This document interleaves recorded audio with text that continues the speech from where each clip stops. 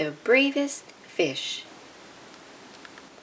Far below the waves, a little fish named Stanley lived with his school.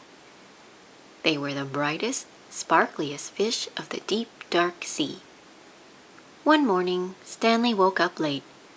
"Hello, it's me," he called to his friends.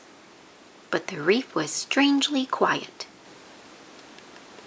Suddenly, Stanley remembered that today was the day his school swam to cooler waters for the summer.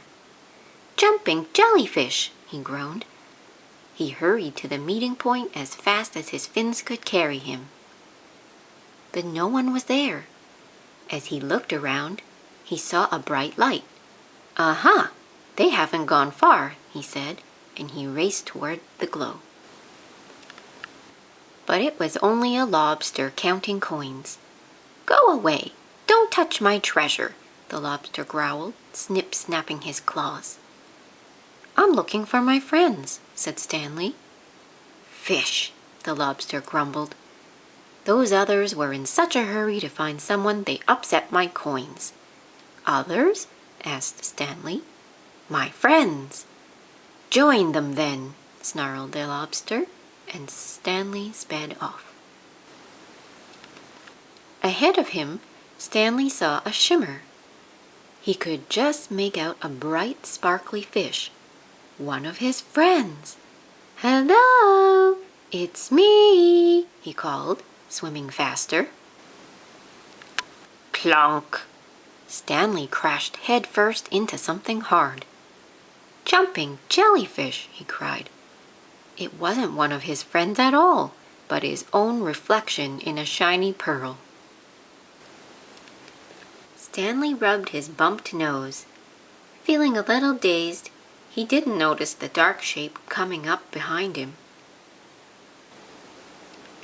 When he turned around, Stanley found himself staring straight into the mouth of a huge shark! "Ah!" Stanley shrieked. Over coral and under weeds, he sped with the shark snapping at his tail. Finally, Stanley saw a small hole in a rock below. He dived down inside to just miss being gobbled up.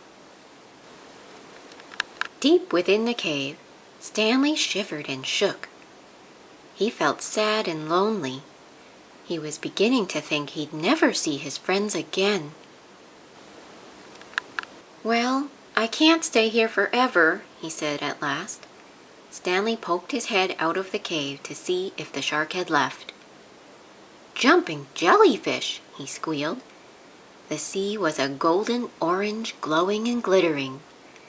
It was the most wonderful sight he had ever seen, because there in front of him were his friends.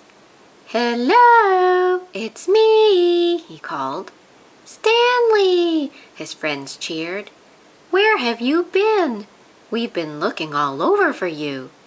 And Stanley told them his adventure as they swam off in one bright, sparkly, happy school.